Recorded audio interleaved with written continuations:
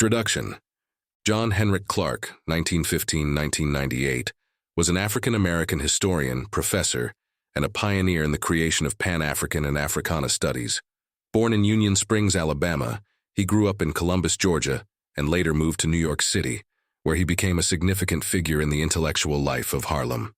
Clarke's work focused on African history, the African diaspora, and the contributions of African people to world civilization. Clarke was largely self-taught. He had a profound interest in history from a young age and utilized public libraries and personal study to educate himself on African history and the history of the African diaspora. Clarke was profoundly influenced by Cheikh Anta Diop, which inspired him to write The Historical Legacy of Cheikh Anta Diop, his contributions to a new concept of African history. Clarke held the view that many of the acclaimed Greek philosophers derived their theories and ideas from their interactions with Africans in ancient Kemet, or ancient Egypt, who significantly shaped early Western civilization.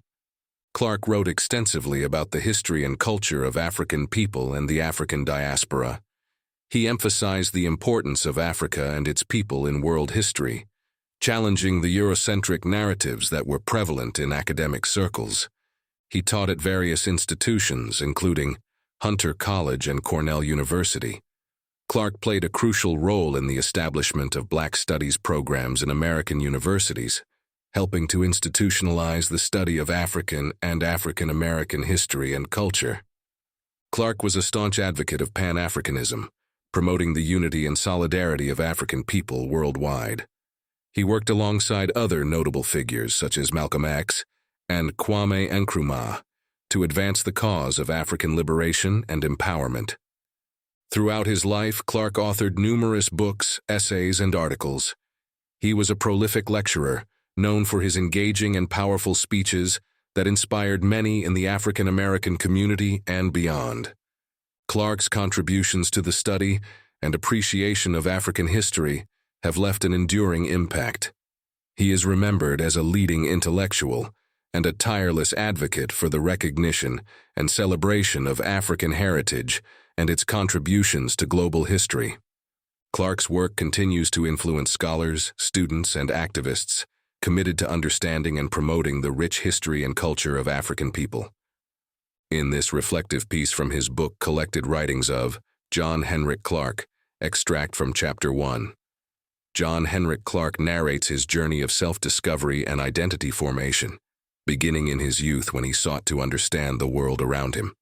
His great-grandmother, Mom Mary, a former slave, played a pivotal role in shaping his early understanding by sharing family stories, particularly about her first husband, Buck, who was sold to a stud farm in Virginia. Clarke's quest for identity was further influenced by his experiences growing up in Alabama and later moving to Columbus, Georgia, where he faced economic hardships and a lack of educational resources. Clarke's narrative highlights his determination to learn and educate himself despite these challenges, with his passion for reading and learning nurtured by his surroundings and supportive community. He recounts his disillusionment with the portrayal of biblical figures as white and his subsequent exploration of African and African American history, spurred by influential teachers like Evelena Taylor and figures like Arthur A. Schomburg. As Clarke matured, his pursuit of knowledge led him to Harlem, where he became an influential educator and historian. He emphasizes the importance of understanding one's heritage and the role of history in shaping personal and collective identities. Clarke's teaching philosophy centers on patience, understanding, and making history engaging, aiming to empower others by reconnecting them with their rich cultural heritage. A Search for Identity by John Henrik Clarke, May 1970. My own search for an identity began, as I think it begins for all young people, a long time ago, when I looked at the world around me and tried to understand what it was all about. My first teacher was my great-grandmother, whom we called Mom Mary. She had been a slave first in Georgia and later in Alabama, where I was born in Union Springs. It was she who told us the stories about our family and about how it had resisted slavery. More than anything else, she repeatedly told us the story of Buck, her first husband, and how he had been sold to a man who owned a stud farm in Virginia. Stud farms are an aspect of slavery that has been omitted from the record and about which we do not talk anymore. We should remember, however, that there were times in this country when owners used slaves to breed stronger slaves in the same way that a special breed of horse is used to breed other horses. My great-grandmother had 3 children with Buck: my grandfather Jonah, my grandaunt Liza, who was a midwife, and another child. With Buck, Mom Mary had as close to a marriage as a slave can have. Marriage with the permission of the respective masters. Mom Mary had a lifelong love affair with Buck, and years later, after the emancipation, she went to Virginia and searched for him for 3 years. She never found him, and she came back to Alabama, where she spent the last years of her life. My family. Mom Mary was the historian of our family. Years later, when I went to Africa and listened to oral historians, I knew that my great-grandmother was not very different from the old men and women who sit around in front of their houses and tell the young children the stories of their people, how they came from one place to another, how they searched for safety, and how they tried to resist when the Europeans came to their lands. This great-grandmother was so dear to me that I have deified her in almost the same way that many Africans deify their old people. I think that my search for identity, my search for what the world was about, and my relationship to the world began when I listened to the stories of that old woman. I remember that she always ended the stories in the same way that she said goodbye or good morning to people. It was always with the reminder, run the race and run it by faith. She was a deeply religious woman in a highly practical sense. She did not rule out resistance as a form of obedience to God. She thought that the human being should not permit himself to be dehumanized. And her concept of God was so pure and so practical that she could see that resistance to slavery was a form of obedience to God. She did not think that any of us children should be enslaved, and she thought that anyone who had enslaved any one of God's children had violated the very will of God. I think Buck's pride in his manhood was the major force that always made her revere her relationship with him. He was a proud man, and he resisted. One of the main reasons for selling him to a man to use on a stud farm was that he could breed strong slaves whose wills the master would then break. This dehumanizing process was a recurring aspect of slavery. Growing up in Alabama, my father was a brooding, landless sharecropper, always wanting to own his own land. But on my father's side of the family, there had been no ownership of land at all. One day, after a storm had damaged our farm and literally blown the roof off our house, he decided to take his family to a mill city, Columbus, Georgia. He had hoped that one day he would make enough money to return to Alabama as an independent farmer. He pursued this dream the rest of his life. Ultimately, the pursuit of this dream killed him. Now he has a piece of land 6 feet deep and the length of his body. That is as close as he ever came to being an independent owner of land. In Columbus, I went to county schools, and I was the first member of the family of 9 children to learn to read. I did so by picking up signs, grocery handbills, and many other things that people threw away into the street, and by studying the signboards. I knew more about the different brands of cigarettes and what they contained than I knew about the history of the country. I would read the labels on tin cans to see where the products were made, and these scattered things were my first books. I remember one day picking up a leaflet advertising that the Ku Klux Klan was riding again. Because I had learned to read early, great things were expected of me. I was a Sunday school teacher of the junior class before I was 10 years old, and I was the one person who would stop at the different homes in the community to read the Bible to the old ladies. In spite of growing up in such abject poverty, I grew up in a very rich cultural environment that had its oral history and with people who not only cared for me, but also pampered me in many ways. I know that this kind of upbringing negates all the modern sociological explanations of black people that assume that everybody who was poor was without love. I had love aplenty and appreciation aplenty, all of which gave me a sense of self-worth that many young black children never develop. I began my search for my people first in the Bible. I wondered why all the characters, even those who, like Moses, were born in Africa, were white. Reading the description of Christ as swarthy and with hair like sheep's wool, I wondered why the church depicted him as blond and blue-eyed. Where was the hair like sheep's wool? Where was the swarthy complexion? I looked at the map of Africa, and I knew Moses had been born in Africa. How did Moses become so white? If he went down to Ethiopia to marry Zipporah, why was Zipporah so white? Who painted the world white?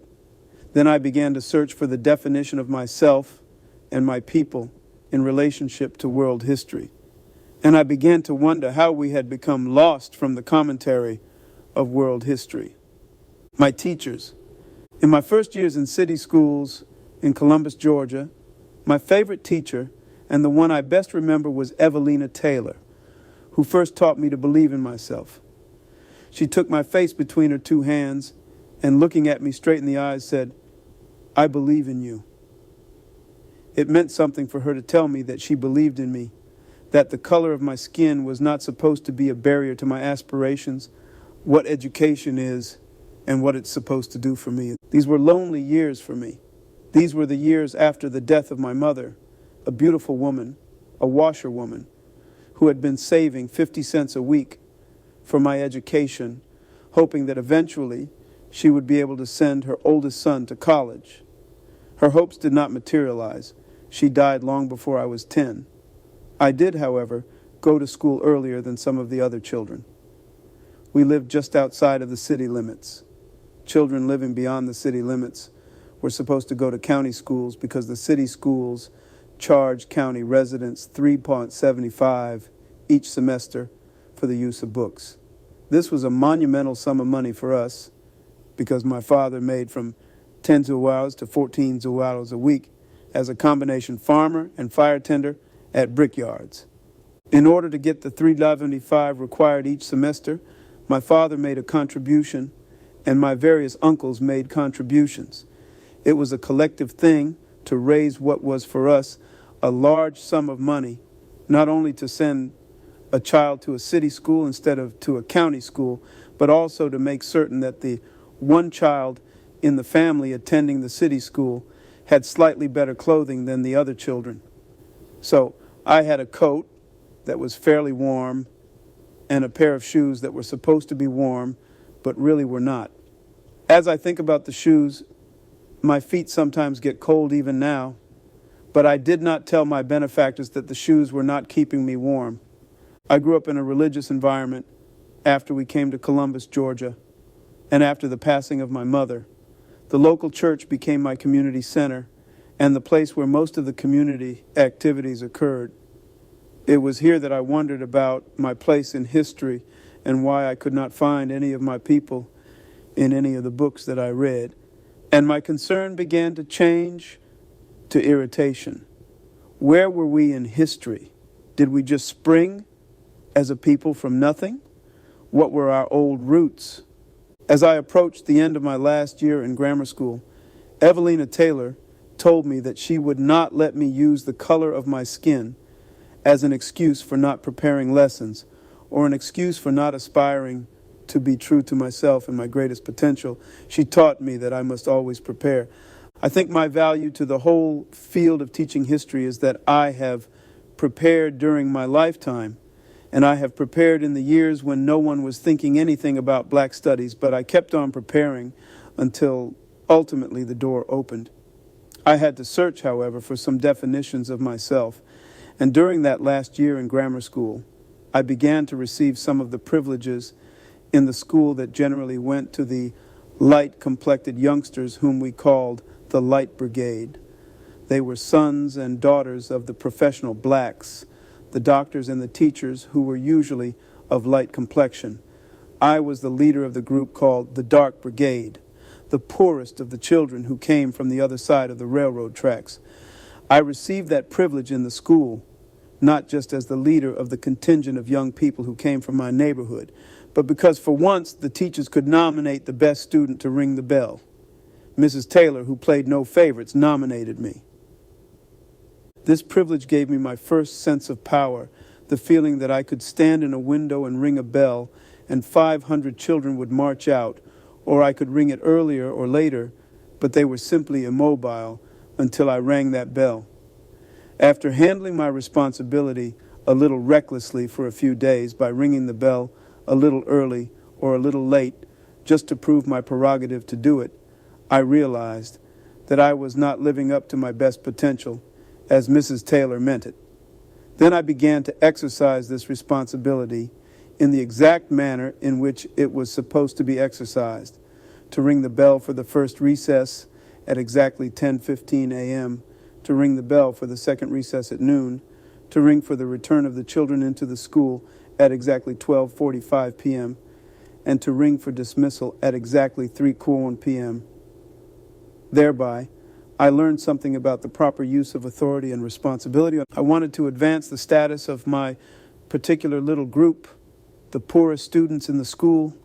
They were not the poorest in the way they learned their lessons because they could readily compete with students who came from homes where they had books and some degree of comfort and who wore shoes even in the summertime, which was unthinkable to us because generally we had one pair of shoes and that pair had to last the entire year. I wanted, however, to do something to make my group look exceptionally good. I had been the leader of the current events forum in my school, and because I worked before and after school, mostly for white people who had good libraries and children who never read the books, I began to borrow books from their libraries and bring them home.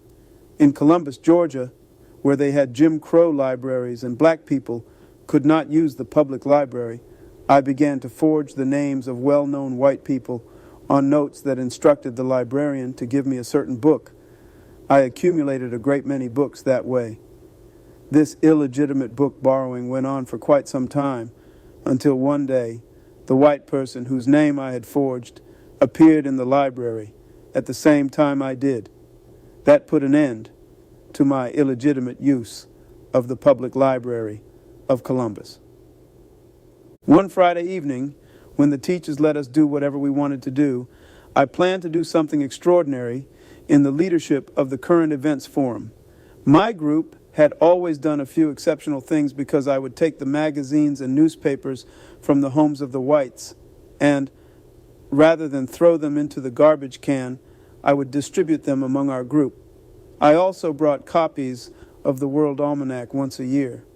My group, therefore, always had news from Atlanta, news about the Japanese Navy, and news about many different things. When they spoke in school about current events, they were able to speak with authority about international news because they had authoritative sources. I have always had a phenomenal memory. When I was a youngster, I could quote verbatim much of what I had read in almanacs and in small encyclopedias. In trying literally to outdo the Light Brigade, I decided to prepare something on the role of the black man in ancient history. I went to a lawyer for whom I worked. He was a kind man whose library I had used quite extensively. I asked him for a book on the role that black people had played in ancient history. In a kindly way, he told me that I came from a people who had no history, but that if I persevered and obeyed the laws, my people might one day make history. Then he paid me the highest compliment that a white man could pay a black man in the period when I was growing up. He told me that one day I might grow up to be a great Negro like Booker T. Washington. At that time, white people considered that the greatest achievement to which a black man could aspire was to reach the status of the great educator Booker T. Washington. He had been a great educator, and he did build up Tuskegee Institute, but he consistently cautioned his people to be patient with the Jim Crow system and to learn to be good servants and artisans. He said it was more important to earn $1 a day at the turn of the century, that was considered good pay for a black man, than to hope or work to sit next to white people in the opera. He was actually telling his people never to seek social equality And later on, he was challenged by W.E.B. Du Bois, who created a whole new school of thought based on the belief that blacks should aspire to anything they wanted, be it street cleaner or president. At the time of my conversation with the lawyer, I had nothing for or against Booker T. Washington. I really didn't know much about the lawyer, and his philosophy of racial equality didn't mean a great deal to me. What insulted every part of me to the very depth of my being was his assumption that I came from a people without any history. At that point in my life, I began a systematic search for my people's role in history, other influences. During my first year in high school, I was doing chores, and because the new high school did not even have a cloakroom, I had to hold the books and papers of a guest lecturer. The speaker had a copy of a book called The New Negro. Fortunately, I turned to an essay written by a Puerto Rican of African descent with a German-sounding name. It was called The Negro Digs Up His Past by Arthur A. Schomburg, edited by Alan Locke, New York, Albert and Charles Bone, 1925, pp. 231-37. I knew then that I came from a people with a history older even than that of Europe. It was a most profound and overwhelming feeling, this great discovery that my people did have a place in history, and that indeed their history is older than that of their oppressors. The essay, The Negro Digs Up His Past, was my introduction to the ancient history of the black people. Years later, when I came to New York, I started to search for Arthur A. Schomburg. Finally, one day I went to the 135th Street Library and asked a short-tempered clerk to give me a letter to Arthur A. Schomburg. In an abrupt manner, she said, "You will have to walk up 3 flights." I did so, and there I saw Arthur Schomburg taking charge of the office containing the Schomburg collection of books relating to African people the world over, while the other staff members were out to lunch. I told him impatiently that I wanted to know the history of my people, and I wanted to know it right now and in the quickest possible way. His patience more than matched my impatience. He said, "Sit down, son. What you are calling African history and Negro history is nothing but the missing pages of world history. You will have to know general history to understand these specific aspects of history." He continued patiently, "You have to study your oppressor. That's where your history got lost." Then I began to think that at last I will find out how an entire people, my people, disappeared from the respected commentary of human history. It took time for me to learn that there is no easy way to study history. There is, in fact, no easy way to study anything. It is necessary to understand all the components of history in order to recognize its totality. It is similar to knowing where the tributaries of a river are in order to understand the nature of what made the river so big. Mr. Schomburg, therefore, told me to study general history. He said repeatedly, "Study the history of your oppressor." I began to study the general history of Europe, and I discovered that the first rise of Europe, the Greco-Roman period, was a period when Europe borrowed very heavily from Africa. This early civilization depended for its very existence on what was taken from African civilization. At that time, I studied Europe more than I studied Africa because I was following Mr. Schomburg's advice, and I found out how and why the slave trade started.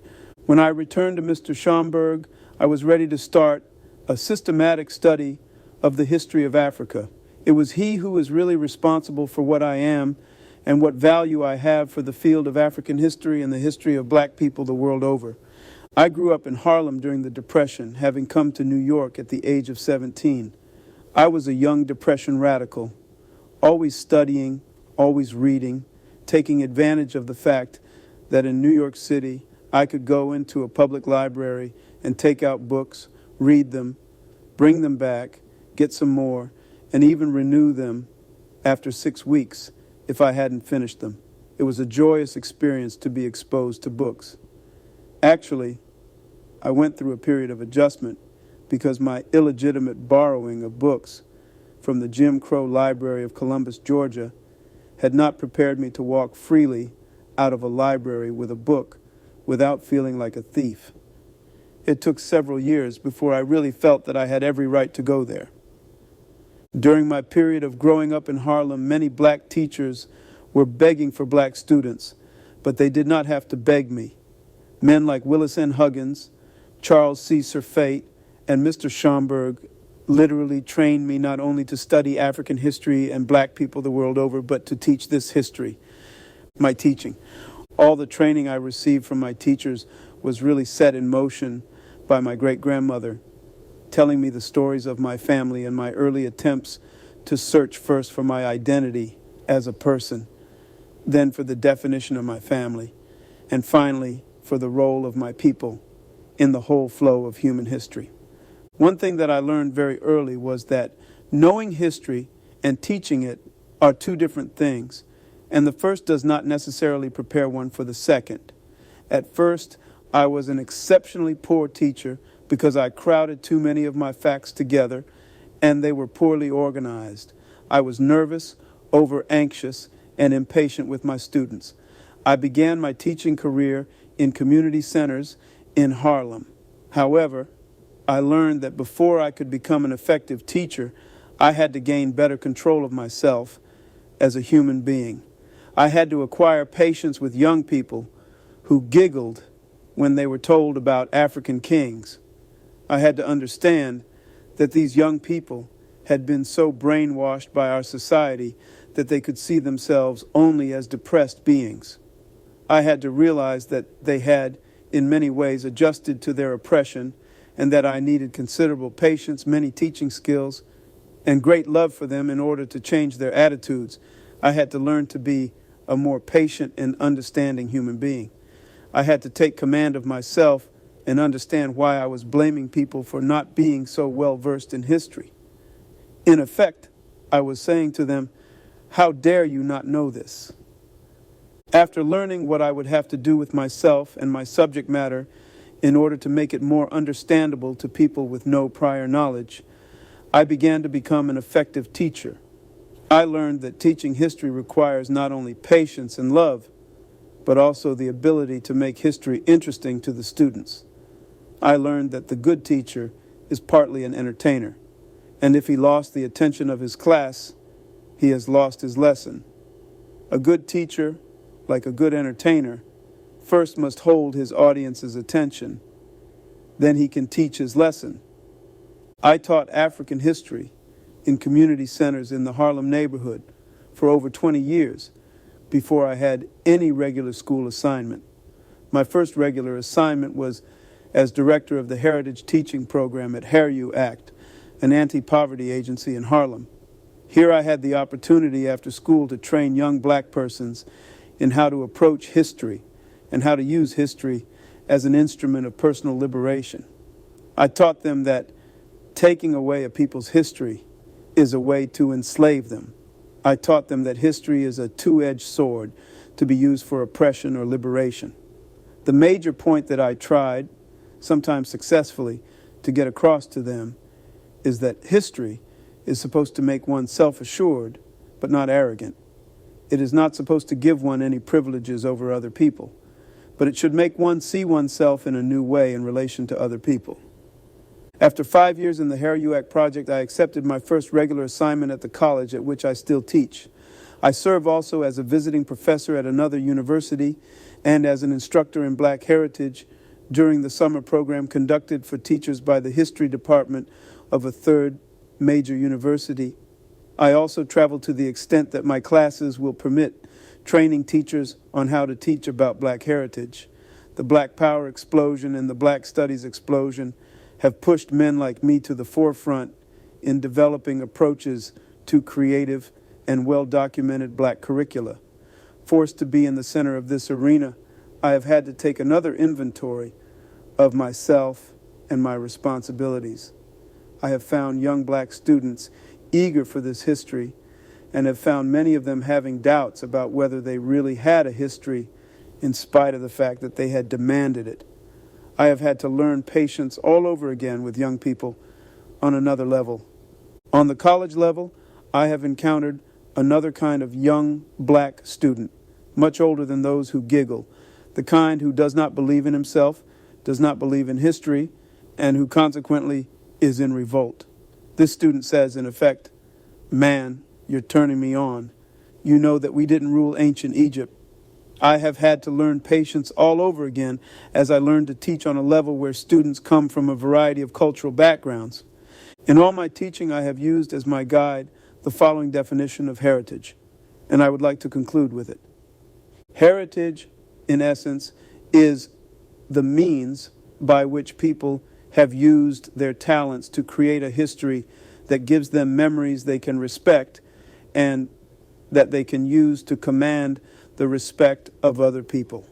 The ultimate purpose of heritage and heritage teaching is to use people's talents to develop awareness and pride in themselves so that they themselves can achieve good relationships with other people."